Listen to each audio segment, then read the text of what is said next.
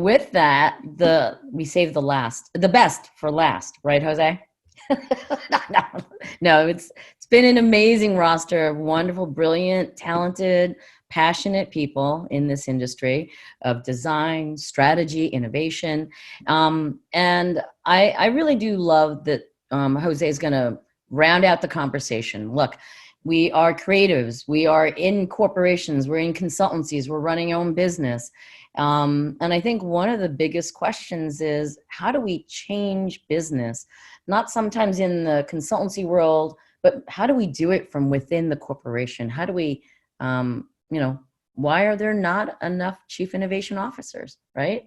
So with that, I know that Jose has been studying this topic, and I would love him to share with you, his insights on this. Jose, bring it home. Hello. I hope we can hear me. Yes, we can. It's a good start. Thank you.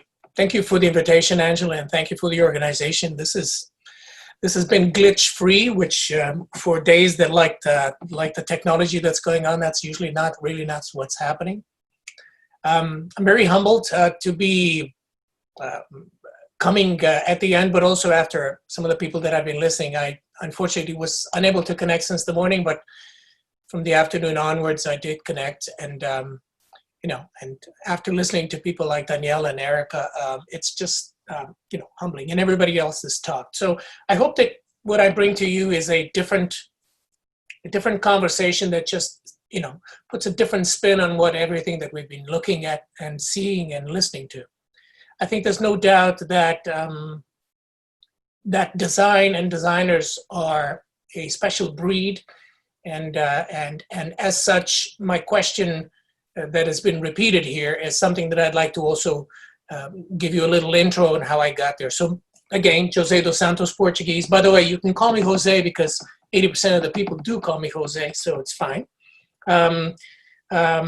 Trained industrial designer. I've been practicing design and design management and working with designers and for designers for a long time, let's put it that way. For many years, I did all the different cycles that you go through as a designer. I worked in a consultancy that grew up and outgrew me. And then I started a couple of companies that I, started and then sold them. And when you go through that, you learn how to do everything yourself, to hiring a team and this and that. And it was great. And then worked for large consultancies in Europe. And then about 10 years ago, I did come to the United States, and my passion was to try and go and work for large companies. I wanted to understand that universe. And I did for the first 5 years for Fortune 500, and now in a very kind of large global company that's a leader in its industry. And about 4 years ago, my alma mater teachers came to me and said, well, why don't you do a PhD, which I thought was silly at the time. But, I asked her, why would I do that? And I said, well, if you have a topic that you're passionate about, and that you'd like to research with a certain kind of rigor and peer review, and also to have the pressure to be able to produce something in time, otherwise you keep paying, why not do a PhD? And I said, why not? And so I did, but I needed to find something that I could really drive my passion through, and especially do it the long haul, because I do have a full-time job that I love and a boss that I like very much and respect. And so I needed to make sure that I didn't confuse my priorities. But I did have a topic, and the topic that I kind of been passionate about is large companies, and it's trying to understand design and designer leadership in large companies. So please let me know if you can see my screen. Is this visible? Jose, can you hit share screen on the bottom, that green button in the middle, maybe? Small D, right? In the Zoom window. Because if you don't share your screen, there will be nothing showing. Except for the cool glasses. Yeah, well, is this better? Yeah. Yes. No, actually, yes. There you go. Fantastic. So this has been the question that I've been asking. I wonder if I can take this out of my screen here. Do you know how a hide video panel? No, that's not. Show video panel and... Jose, we see only your presentation. You see something different. So this is the question that I pose myself, and it's an inquiry that's led through my PhD in the last, let's say, 3 to 4 years. Hopefully by the end of this year, I will have delivered it. And if I don't succeed, it will be 5 years like I planned from the beginning, and it's still fine. So the question that I started is, why aren't there more designers in the C-suite of the Fortune 50? And let me qualify a little bit of this so that we understand what I've been doing. PhDs, they suffer in thesis and all of these. They suffer from a thing which is you need to be concise enough so that you can end up having some sort of result that makes a difference. And so designers in this case is design, art, and architecture. So it's more or less the liberal arts definition. C-suite is understood many times as what they call N-1, being N the CEO. And so sometimes it's that group of executives that sit around the CEO and work with the CEO and also work for the CEO and influence him and are influenced by him or her. It's also sometimes called the top management teams. And then Fortune 50, just because, to be honest, Fortune 500 is this huge group that has an incredible impact worldwide, the US Fortune 500, but I couldn't look at it as a big sample. And so I just decided to focus on the top 50. And so this has been the inquiry that I've gone through in terms of my research. And the question really, the answer that has come through this, and this might not be the answer that you were expecting, but in reality, there is no special reason why designers need or should be in the top 50 in the C-suite. I mean, we've seen actually many different cases of designers throughout today that are not necessarily in the C-suite of their corporations or large corporation, but they are having an incredible impact. And so by no means designers need to be in this position in order to have impact, in order to transform companies. They don't need to have teams. I loved, like Daniela explained, that it was her by herself, but she was connecting so many dots and so many people. She wanted to make sure that everybody else was empowered. So there's many different ways of being capable of doing design transformations. And so being in the C-suite of a large corporation does not necessarily need to be one, unless, of course, the designers want to. And this is the biggest prerogative of everything that I've been learning, which is, unless designers really want to be in this position and they have a good reason to be in this position. And Erica actually also, talked about different ways of transforming industry. But at the same time, Daniela, she designed her job again. She was saying, well, if you want to, then you should be able to get to. And the research that I've been doing is to try and lead the way and try and give some support to those that might want to. And and you might want to do that when you're 30, 35 and you put that post-it on the wall, but you might also be 40, 50, 60, whatever age you decide to, and you might want to go through that. And so basically, I wanted to inquire a little bit into what is it that it's impacting that. And so there's quite a few factors that are impacting this reality, and I'd like to run you through what I found until now and do that in a very kind of simple way. What I will do is I will share with you the factors that have been come to me through surveys, through conversations. I've been lucky enough to talk to a lot of people, influential people, Angela also, that have helped me understand what might be the reasons, what might be the factors. They are presented here in a sequence, but it's not necessarily how they are linked together. It's just how they popped up in the conversations. The first one is the design CEO. People have told me that unless there is a design CEO on the other side, that there's no way that you can make it. This is actually coming, and I'm protecting some of the people that I talk to. In this case, Design Leadership, who's written books, and she's also an executive. She said, I really do think that it's on the rise. It's going to take some time in order for designers to be successful. Every person I interviewed said they cannot be successful if they don't have a CEO that doesn't believe in the power of design. And to explain this, if you join a company intending to change the CEO belief system, ain't gonna happen. You'll set yourself up for failure because the average amount of time you're there is about 2 to 5 years. Average people are in and out between 2 and 3 years. So you have to ask yourself, what kind of impact can I make in 3 years? And if part of your job is to convince the entire company and the people above you that you're valuable, it's probably not a good use of your time. But this has come up many, many times with many indication of strong partnerships between chief designers and CEOs. And this has come up as, unless there's this person, then it's very hard for you to be in that position. Another one is necessity. So a lot of people have come to me with many different definitions of necessity. It's not needed because these companies are already big and successful. It's not needed because that particular type of industry does not need design.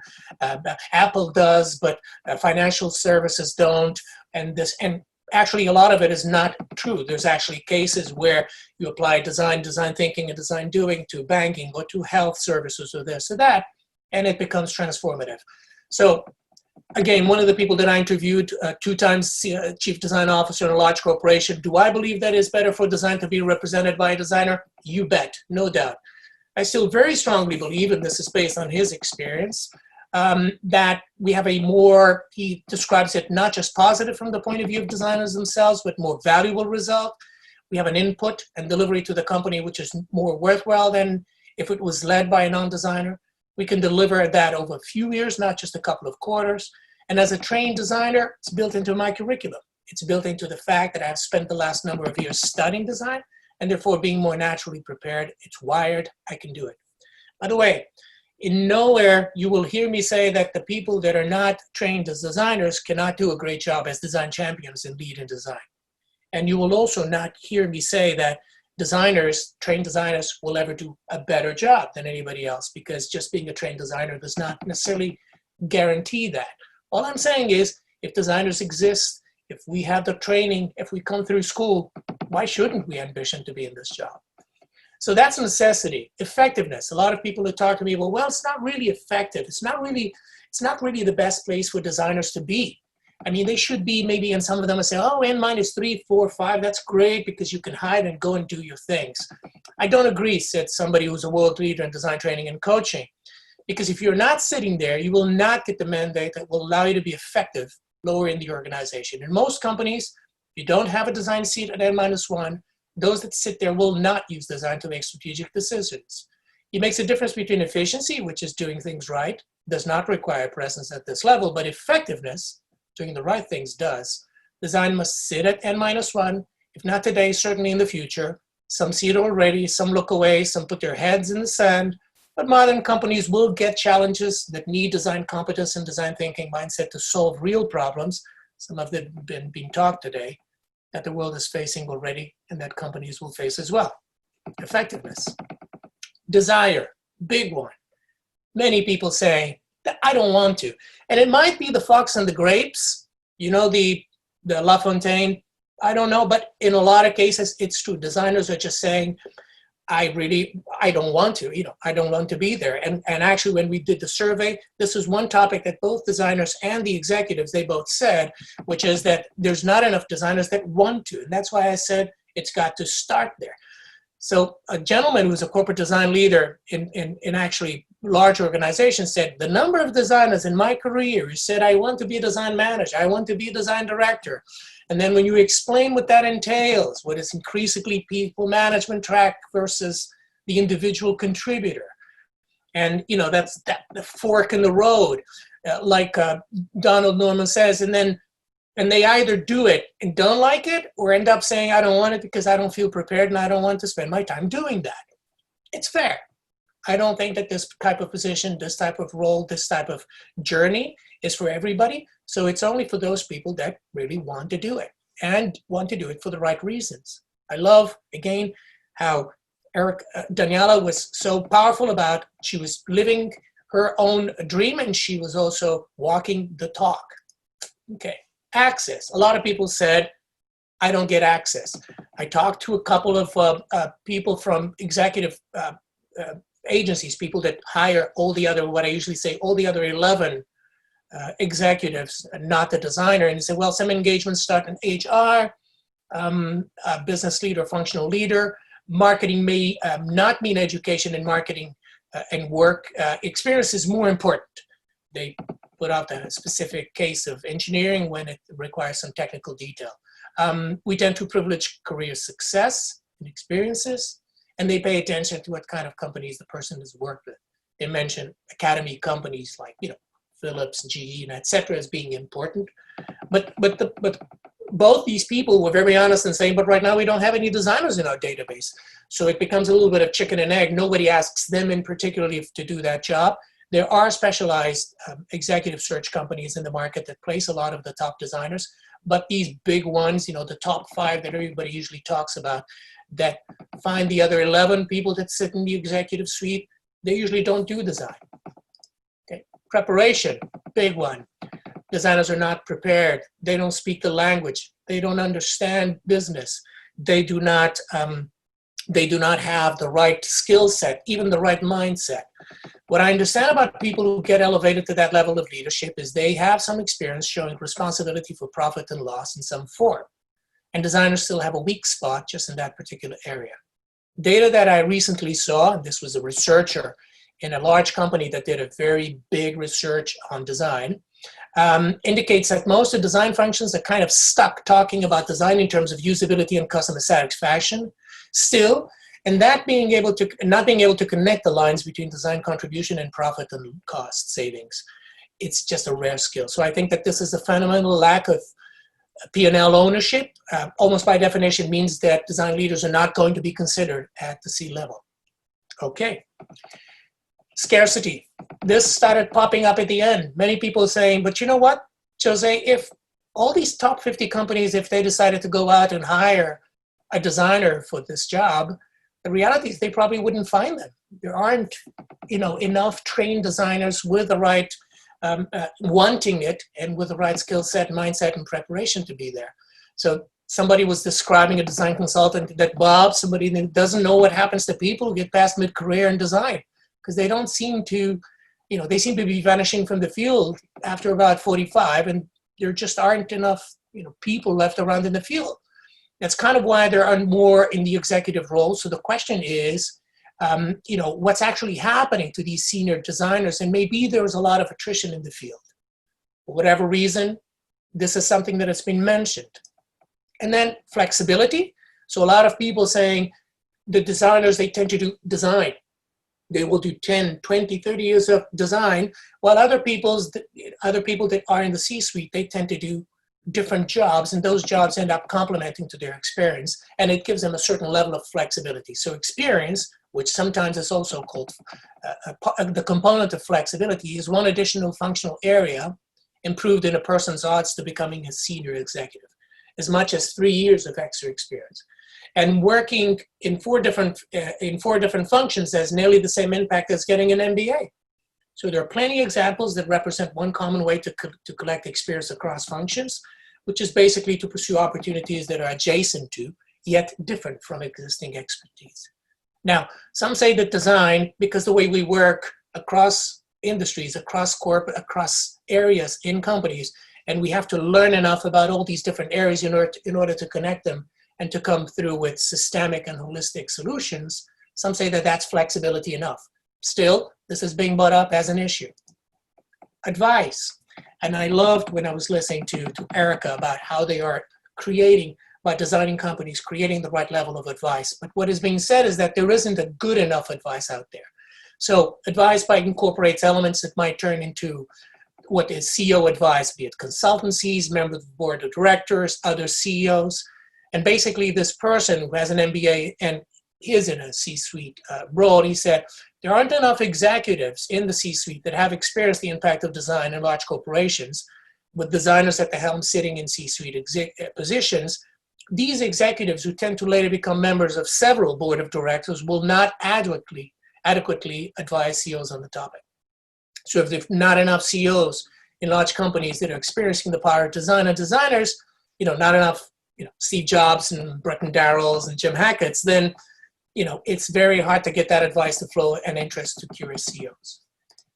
And then last but not least, and this in the end ended up summarizing a lot of things, is that apparently what makes a designer, what makes the qualities that makes a good designer, many times can work as a way to attract people, but also to make people fearful, and also, especially if they are risk adverse, that they really want design. They love design, but they don't want to necessarily in the C-suite. And a person, again, one of this gentleman who's in charge of a lot of training and coaching to designers, he said the personality of a designer is probably one of the root causes for the current situation. Designers are artistic, not empathetic, not good storytellers, not good listeners, not good collaborators. And these are characteristics that you need at the top score if you want to be in that boardroom.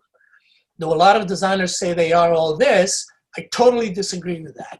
And they point at the bad marketeers and bad R&D people and bad engineers, but they don't understand them and they don't have the knowledge to counter arguments from those functions.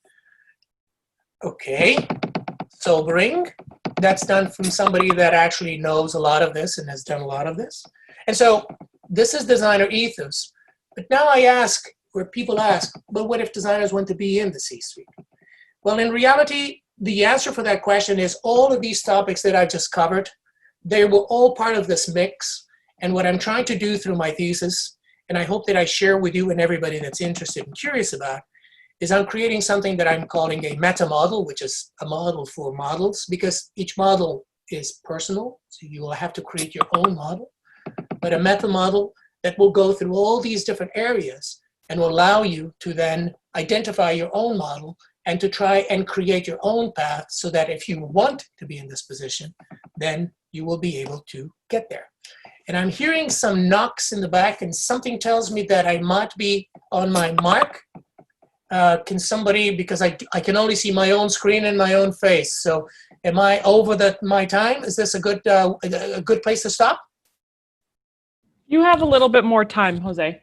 Okay, so to discuss a little bit about what's happening in terms of this meta model, all of these different areas, which are 10 that you've seen here, I'm trying to combine them in a way that will give some sort of path and some sort of journey for anybody that does decide that they aspire to, for the right reasons, for the reasons that they want, they need to be there.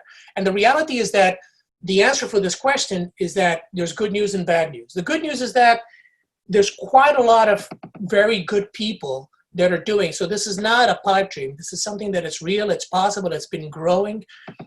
If I think of some of these people that are in N-2, which is not very distant from the CEO, you have incredible people like Mark Newson, Ivy Ross, Albert Schum, Ernesto Quinteros, Phil Gilbert, all of these people. You do have some people at N-1, which is the case of Mr. Philip Duncan at P&G. You have quite a lot of very powerful and interesting women CDOs, Robin Beers with Wells Fargo, and Joanna Pena-Buckley, who is the first Latin woman twice chief design officer in Fortune 50 companies, and Valerie Casey at Walmart, Lise Mueller at Starbucks. So you have a lot of these very powerful people. You have some diversity there, but not good enough. But again, it's not surprising that we have a problem with diversity at the level of the CEO and also at the level of the executive suite, and that touches designers and everybody else. So that's the good news. The bad news is this is a long journey. You need to really want it. You need to want it for the right reasons. You need to probably be open to make some changes and make some dramatic bets on your life so that in order that you are prepared, and you have to trust then, you have to, of course, believe in timing and luck and all those other things, but you have to be prepared for it. And many times this is a journey that takes quite a while.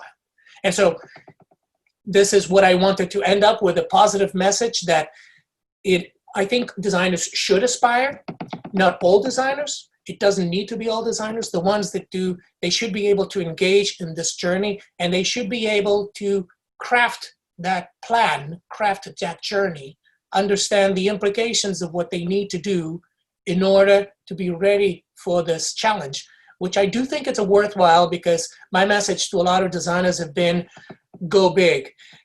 Just because the large scales of these companies, and right now through COVID, we've seen that some of these companies have stepped up, and sometimes they've actually together or by themselves have been like small governments that have stepped up and really made some change.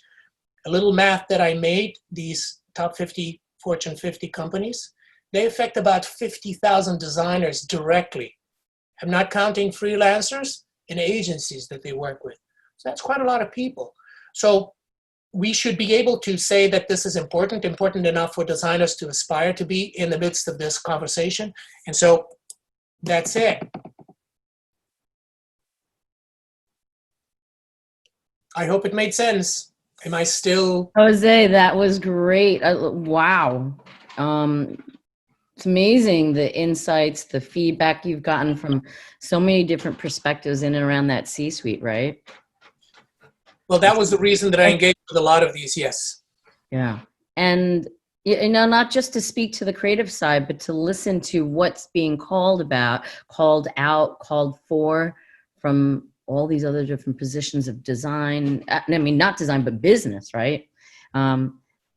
Zoe, you take it from here. You're here. Hello. Yeah. Am I pronouncing your name correctly when I say José? Thank you. You did listen to the presentation. Yes, it's like Joseph, like I say, but it really doesn't matter. I've traveled to Portugal, so it's a beautiful country. I started learning a little bit of Portuguese, but that's for another time and another conversation. Okay. Well, it's a pleasure to meet you, and again, thank you very much for being a part of this summit. Fascinating thesis. I'm glad that you did touch on the women aspect of, you know, in the C spot, and it seems that there are more women definitely getting into these roles and positions, but still, of course, not enough, along with the diversity aspect. One of the questions I have for you is there aspect of the role and impact of the CIA role that designers don't realize would be fascinating to work on?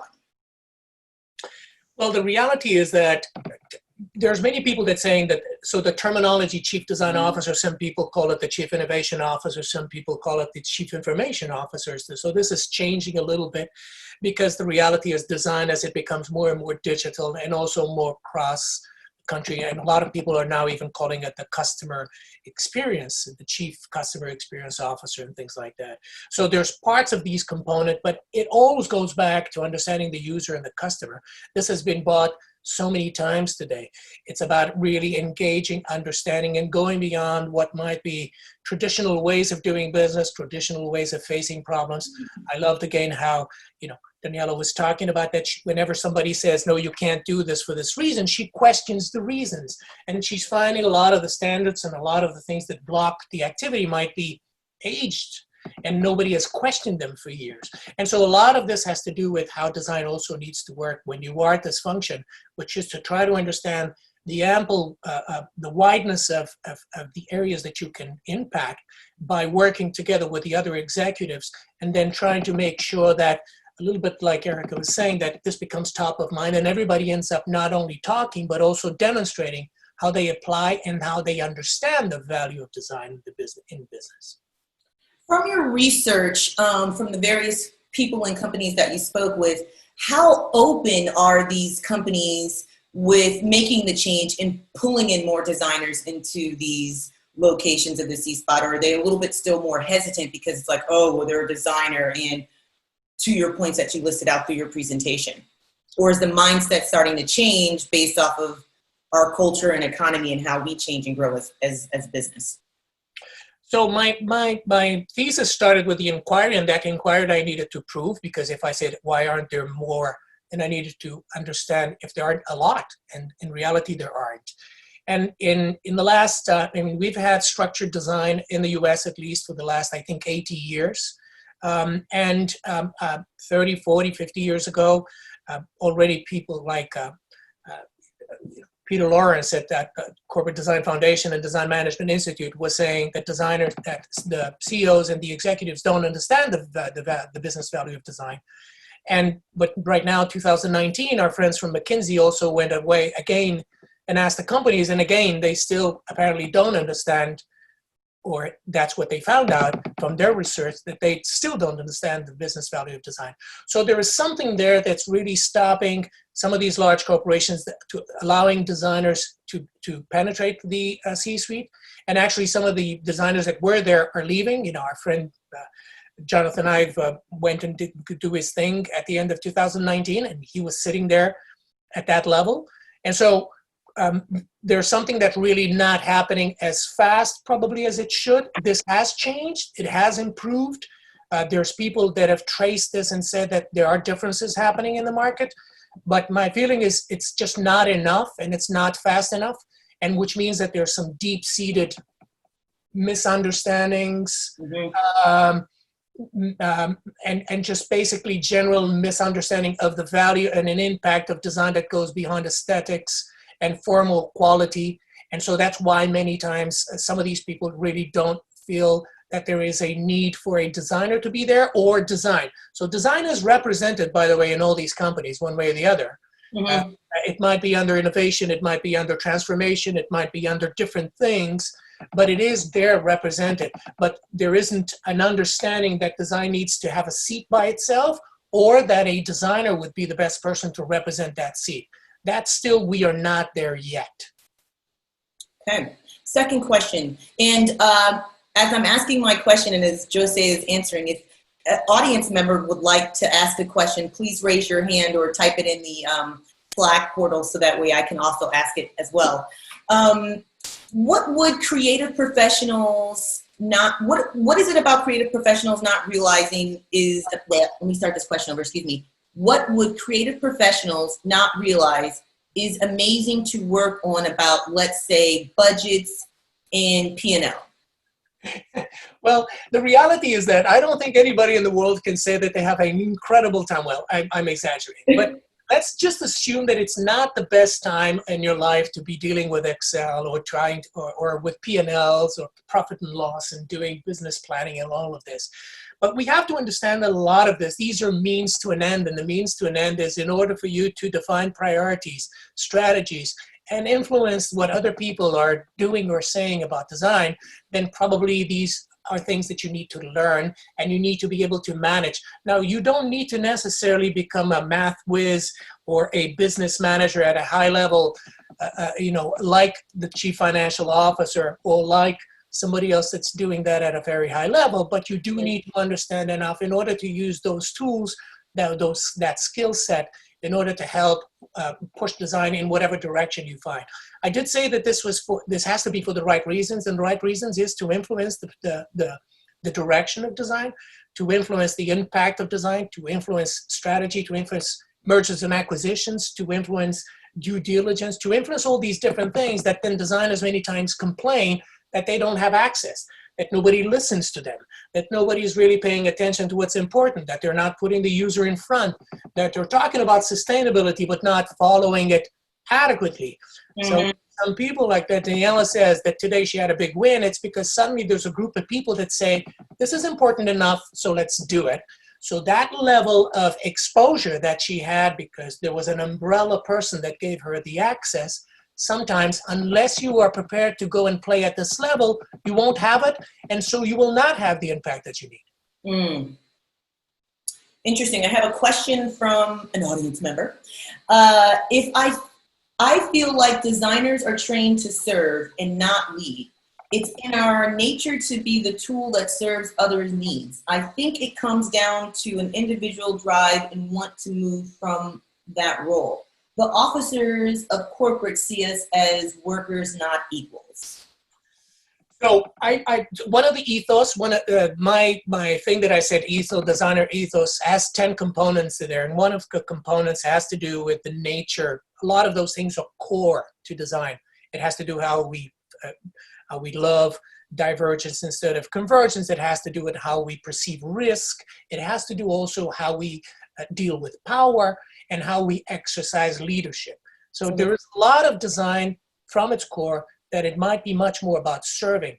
But also that might be a misconception, because a lot of the leadership that happens from these large companies is very much about also, I mean, we tend to think that everybody is one of those leaders that is not a servant leader, but a lot of them are servant leaders. So you can be serving, you can be making connections and bridges, which designers are also very good at. You can be doing these different things that design, and you can still be capable of leading an organization of designers and even other people that are not necessarily trained designers at that level, and you still can be true and faithful to yourself. But I did say that only a few designers will want this, will find a good reason to justify to themselves why should they want this or even try for it. And the majority of people that actually I've engaged with, a lot of them have said they don't. They don't want to. They do not feel they need to. They do not feel that that even aligns with their own lifestyle or way of being or what they think that design is about. And I think that that's fair. Interesting. How about the designer founders like Airbnb? So there is a reality which I'm not touching on my thesis, but I do think that it's important. First of them is the startups, and a lot of these companies that have grown and have started as design led, with founding partners being designers themselves, the case of Airbnb and coming off from RISD. But what we still need to understand is that the market needs all of this. They need the large companies, the startups, the small companies, the medium size, the ones that grow. So we need a dynamic of all of this. I have never said that, that we should only bet on or invest in large companies. I'm just saying that large companies are important, and some designers need to really want to be in that midst. Now, one thing that I didn't do, and I think if anybody out there that has that research, I'd love to see it, which is to trace these companies that started with design as founders, but when they scale and when they go public and this and that, what happens? Now, I've seen some things happen where designers, they tend to step back, and that it might be anecdotal. I don't have the right data. But also walking that line might be a good way to understand that as companies scale, many times designers, they want to stay smaller and they tend to step back and be a lot more hands-on, and they shy away from some of the areas where it might require a different type of things that they do not want to do. But sure. I'm not saying that that's not important. That's very important for the economy, for society, to have the Airbnbs and other companies that start from design. My focus has been on large companies, and I think I've made my pitch for that and why. Wonderful. Thank you, Gregor, for your question. I have another question from Jill Cohen. She says, I always wanted a designer-focused MBA program for designers to become CEOs. Does that exist? So there's some work being done by the University of California. Sarah Beckham is there. She's been doing an incredible job for many, many, many years. There's stuff happening now in the Arizona school. There's things happening in different places. Nobody will advertise themselves as an MBA for a designer to become a CEO. The CEO path, actually, as you've seen, I've not talked about the CEO because many times the CEO is the step after being part of an executive board of many of the companies, just like board of directors, which are the people that advise the CEO, is another position that usually comes as a sequence of being in a top management team.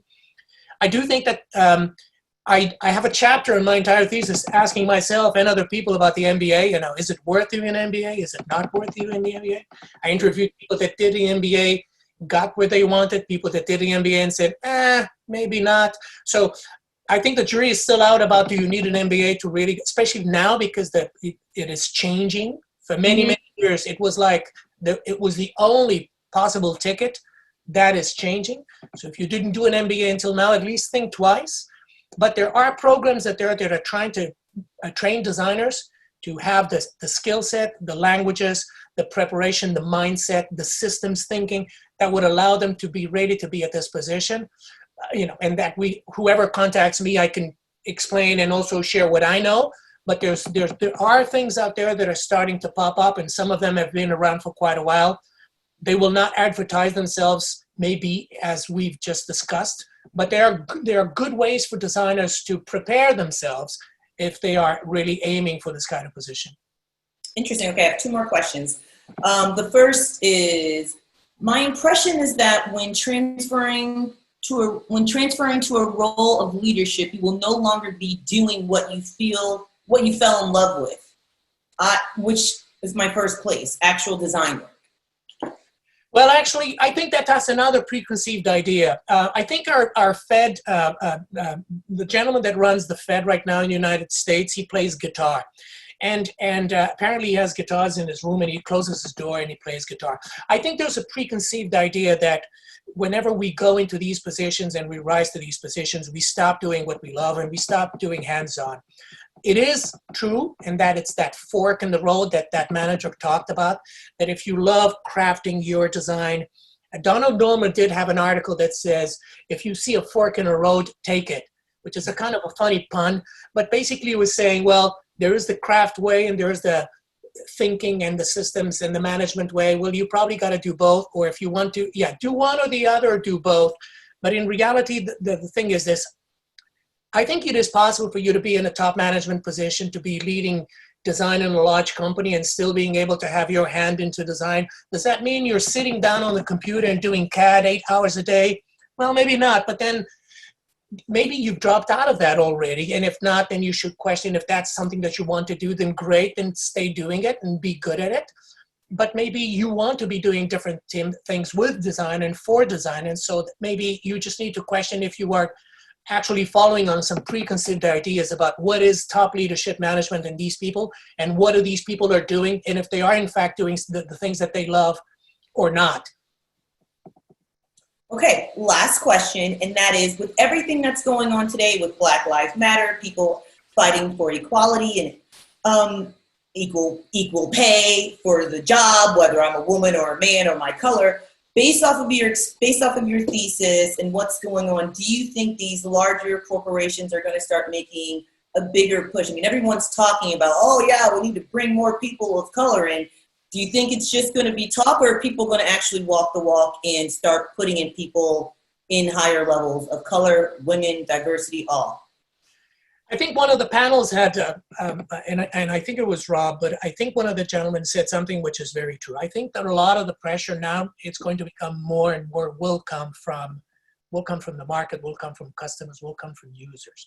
Mm-hmm. And we've seen now through COVID how the two ends of the spectrum, the production and the consumption, stopped, and how the whole economy stopped, and everything that was set up, that everybody thought that was this nice oiled machine that you just needed to push along and it would work, but just people staying home, the people that worked and the people that consumed stayed home, suddenly the whole machine breaks. And so I think that there's going to be a lot of things that are going to happen because industries, companies, corporations don't have a choice. Mm-hmm. There are people that have been leading this conversation. You know, the CEO from Unilever will probably stay in the history as a gentleman who's been talking about this and walking the talk for the last, 10, 15 years. We've talked about some of the companies and some of the brands that are also walking that talk. I think that it will be much more, it will become harder for you to be a large company, to have shareholders and to grow and to be stable if you don't really change some of these policies and some of this way of working and go beyond just talking about it. My feeling is in the last 10 years, we're going to see a big change in that. How big, we'll see, but there's going to be some more change right now probably than in the last 10. Wow. José, thank you so much. I mean, honestly, this was very educational for me. The way that you broke it down, all the different steps was absolutely fabulous. Very insightful in terms of just for those who are interested in moving into that C-suite, what is people's perspectives and everything of that. So thank you very much. And I'm honored to say that I got to meet you through this summit this year. So thank you. It's been a pleasure. Yes. Jose, thank you so much for bringing it home. I love it. Oh my God. Well, there's such a call to action here. Very hard to follow up. There's a lot of incredible people here. So I hope I didn't disappoint them. Thank you. You did not. And I need to apologize for mispronouncing your name before. I'm usually very on top of that. 90% of people call me Jose. I love it. It's no problem with that. No problem at all. It's not your name. You're going to call your actual name. Jose is your name. Thank you. Thank you. But you know what? This is the perfect, Amory, you and I were thinking about this. This is the perfect end to this day. It is such a call to action. I mean, we're in COVID, the first thing that everyone's thinking about is just lay low, relax, hide, or just take a break. And there's nothing wrong with that. There are people who need to do that. But this is a call to action to the creative community, the design, the innovation, the strategy, the change agents, right? That we all are. And love that you've given us some perspective of what it takes to lead. And by the way, Jose is not the only one. Everyone here that's come on to share their stories and share their insights. What an amazing day, I have to say. Yeah, they're Indeed. It's been very insightful. I've learned quite a lot, and this was only afternoon. So now I'm saying, I missed the morning. But okay, I can go back to the recording. Exactly. great. It's recorded.